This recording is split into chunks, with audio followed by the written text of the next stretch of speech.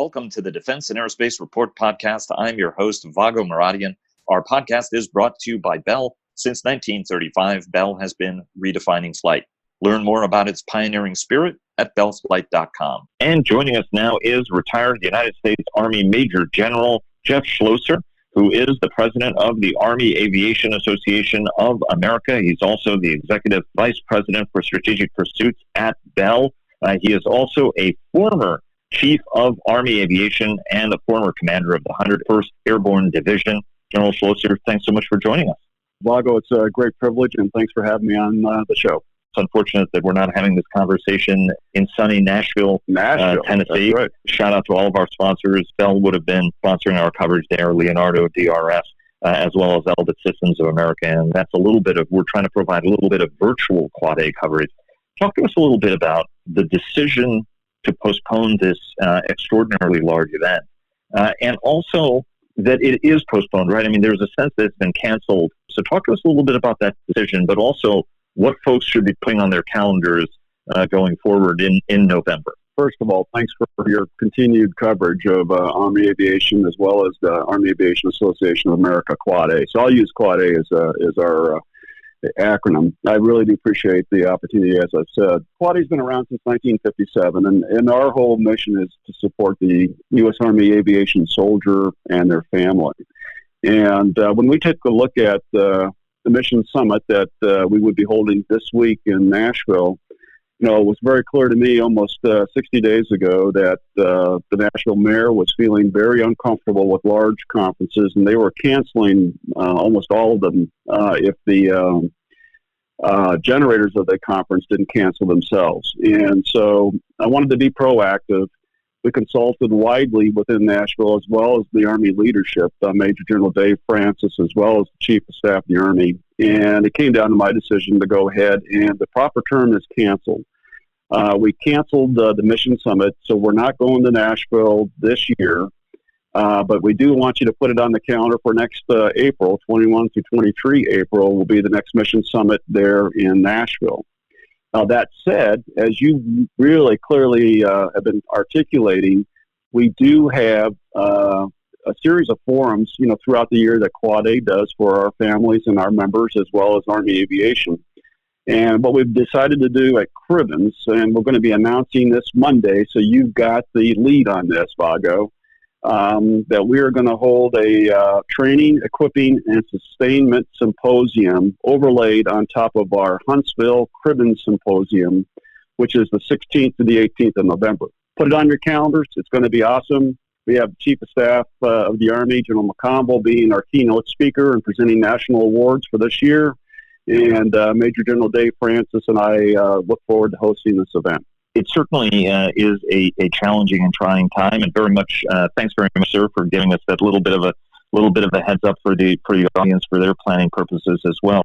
Talk to us about the challenges everybody is going through now, and how Quad A is helping the Army aviation community through this challenging time, because you guys have professional development, you're a communications organization, you're an organizing organization, both on the industry side of things as well as on the active duty Guard, Reserve, and retired side of things. Talk to us about the role you guys are playing as everybody seeks to navigate this challenging time. Yeah, so it's a great question, Vago. I mean, this pandemic has caused everybody to basically embrace remote working, whether they wanted to or not. And so a large part of the Pentagon, a large part of the Huntsville PEO team are remotely working, and of course, a good amount of all of our soldiers that make up our membership, some 20,000 members in Quad A, but also the broader group of Army aviators as well as maintainers and industry that are interested. Basically, a lot of folks are working remotely. And so we've had to adapt, and we're doing that, I think, in a pretty darn good way. What we are also trying to do is we use our Army Aviation magazine. That's been out there for decades, and just this one, I'll tell everybody, take a hard look at Army Aviation magazine. We did a special one, the State of the Army Aviation, because we knew we would not be able to hold the symposium, the Mission Summit Symposium. And so we brought together both General Francis, the chief, has actually got an article, lead-in article, and then we go all the way across what we would call the Army six-pack. Everybody's got articles in there. Everybody wanted to be able to have a role to play in our mission summit. Everybody wanted to exchange information. And so we're using the magazine as one way to do it. And of course, we got it on our web as well. And that's just one way that we are trying to be helpful as time goes on. The other thing is that we are trying to connect, whether it's the Congress and Army Aviation Six-Pack. We've held a series of Army Aviation caucuses. Unfortunately, ours in May now is going to be canceled because of the shelter-in-place issues having to do with, protecting our elected officials. But we'll get right back on that. We've done 2 so far since last April. And I'm looking forward to doing another one before the election. We're going to be holding a WebEx with our National Executive Board on the 20th of May, which General Francis, of course, will be invited to speak at. That's how we're trying to connect everybody in these remote working times. You pointed out Army Aviation Magazine certainly is a great publication, whether you're interested in whatever is current, but also in terms of the historical coverage that they do. If we had been in Nashville, what are some of the messages we would be hearing from the senior leadership? Yeah, so clearly the senior leadership are focused on really maintaining, it's people first from the chief. And so he wants to make sure that we have the best leaders in Army Aviation as well as in the Army, that we have the best support for our families, and that we do this in the 21st century way rather than in the industrial age way. And so he's got some great talent management things, and you would have clearly heard him talking about that. At the same time, he and General Francis, as well as the entire Army Aviation Six-Pack, are facing challenges. I mean, we've got a wonderful current fleet of aircraft out there that are going to have to be flying for another couple decades as we work on modernization. And so we've got to keep those aircraft sustained, but also relevant on a very challenging multi-domain operations battlefield. You would have heard some speaking to that. You would have clearly heard General Francis talk about the training challenges, as far as trying to make sure that we have complete throughput of highly dedicated, highly skilled new Army aviators coming into our force. Finally, you would have heard something about modernization, because at the end of the day, we don't have a future if we aren't able to field a new generation of rotorcraft that are able to compete on a very complex, very challenging MDO type of a battlefield. Those would have been the themes that you would have heard. How concerned,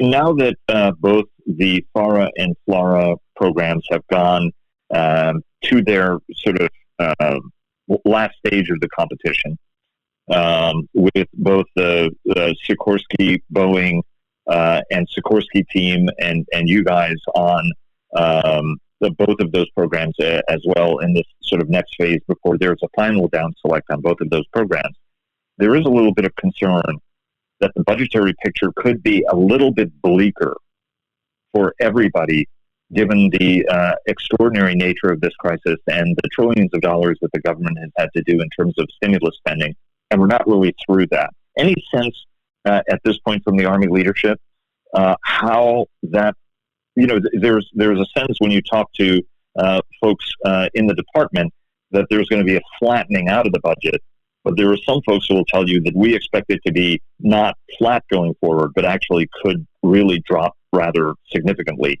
Whether or not anybody wishes that, there might be fiscal gravity that applies itself to this situation. Any sense on what that fiscal situation is going to look like going forward? Yeah, let me speak to that, Vago. Because that's an excellent question.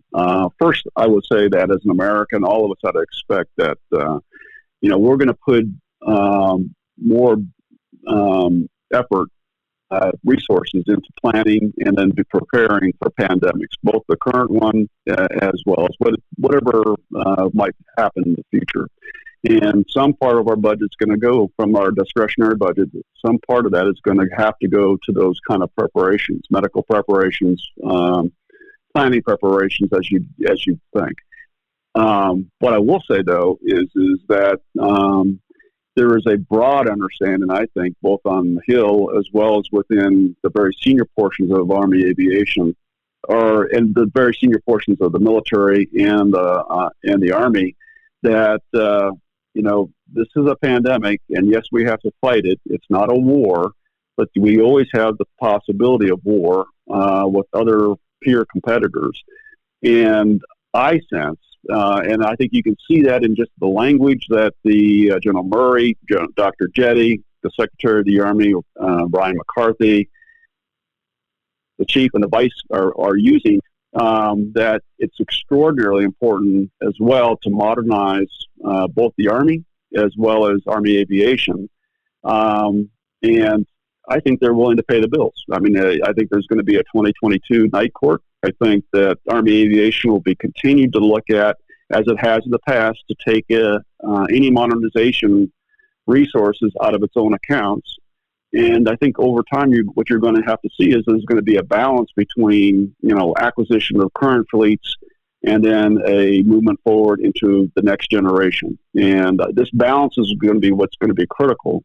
But I do not believe that it's going to completely, the lowering of the total budget authority will adversely affect the FAIR and the FLAIR programs at this time. I think we're good enough, we're resourceful enough that we can do both, and still support our nation with planning and preparation for this pandemic.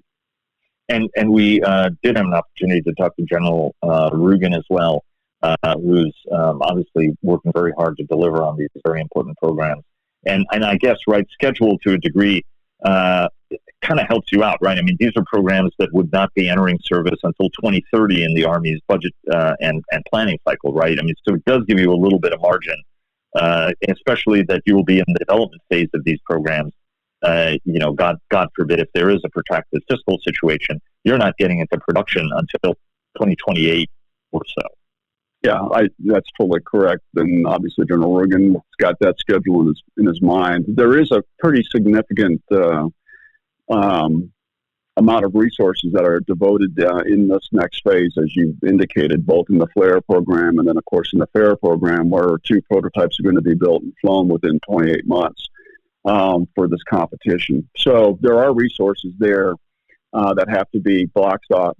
And actually, the Army has to show our elected officials that the resources in the future years defense plan and program are there. In other words, that there's a plan that they will have money to start the production as you go forward. There's an interim period in there, Vago, that may not be understood well.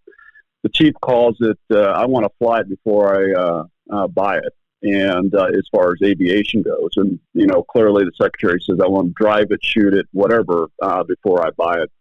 And so there's a period of time in which both programs, I would anticipate, go into a building of a handful of aircraft that can actually get into the hands of Army aviators. And those are resources that are not, minuscule, and those will have to be channeled off and eventually planned for there. And it's in the middle of this decade here. So when you look at both programs, they're very exciting. There's a lot of different things happening, a lot of great milestones out there. I mean, as you know, in the FLAIR program, you've got 2 great programs, 2 great aircraft out there currently flying. And soon, like I said, 28 months from now, you'll see the FAIR program do the same thing. Exciting times.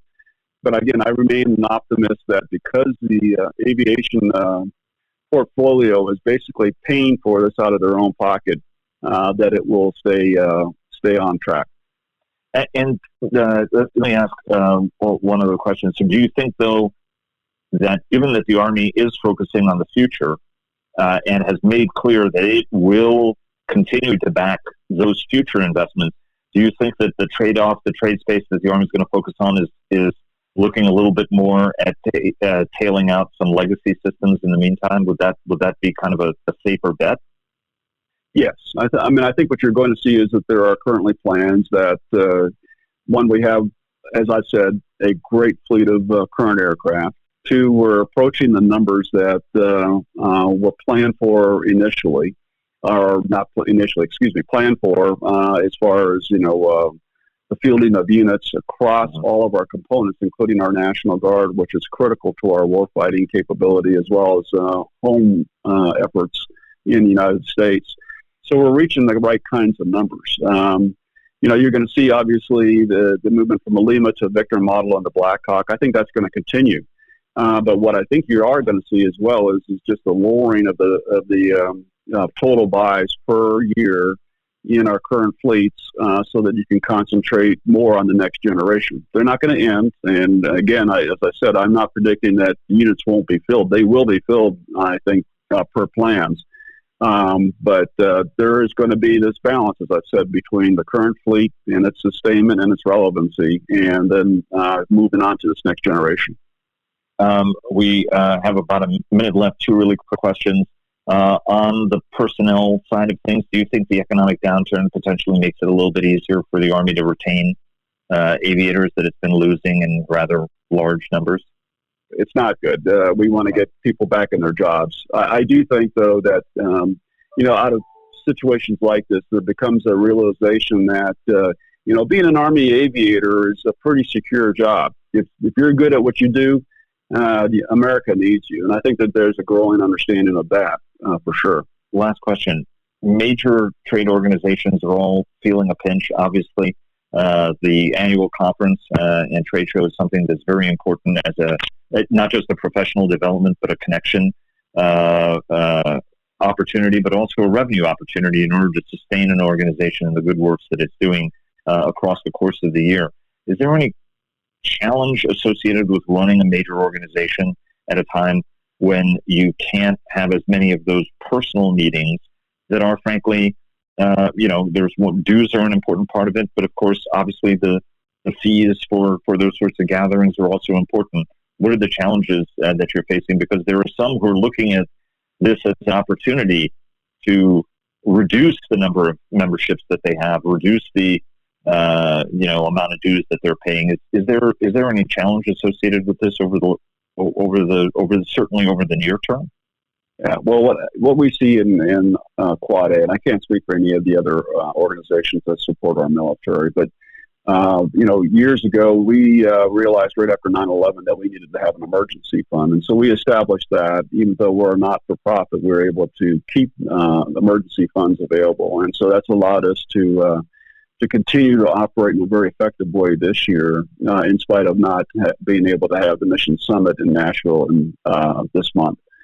What you will see, I think, is that membership will not be affected. We've got great members, as I said, about 20,000 or so. We usually go every year between 18 to 20,000 members, and we haven't changed membership fees in years. Instead, our job is to support the aviator, this maintainer, the Army aviation soldier, and their family, and so we want to keep those rates low. The key point, as you point out, is that these trade shows that we have actually connect Army aviation to industry in a very effective way. I would tell you that you cannot do that remotely. I've worked my brain over and over again because I'm a big believer in virtual things and virtual videos and podcasts and things like that.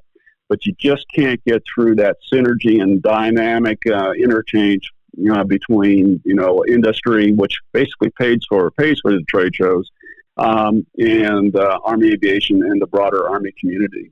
So we look forward to doing that. Like I said, Cribbins is going to be our real next big event there in November of this year, where we are going to have a great exchange, we believe, in Huntsville. And I would just say I'm very optimistic that will help keep Quad A healthy, but more importantly, it will serve our Army aviation soldier, their families, and Army aviation. Sir, thanks very much for joining us. Really appreciate it. I wish we were having this conversation in person again and grabbing a drink in Nashville. But hope you, yours, and your team stay well, and look forward to connecting again soon. Great. I'll go see you in Huntsville. Take care. And thanks for joining us. Please follow our daily interviews with top government, military, industry, and thought leaders at Defense and Aerospace Report, and subscribe to our weekly newsletter. Follow us on Twitter at DEFAERO Report. That's at DEFAERO Report. Like us on Facebook at Defense and Aerospace Report. And check us out on LinkedIn. Look for our weekly cyber report sponsored by Northrop Grumman. For more than 80 years, Bell has pushed past the boundaries of what's possible to drive aviation forward, going above and beyond flight. Bellflight.com. Thanks again to Bell for their generous sponsorship, and we'll see you again tomorrow.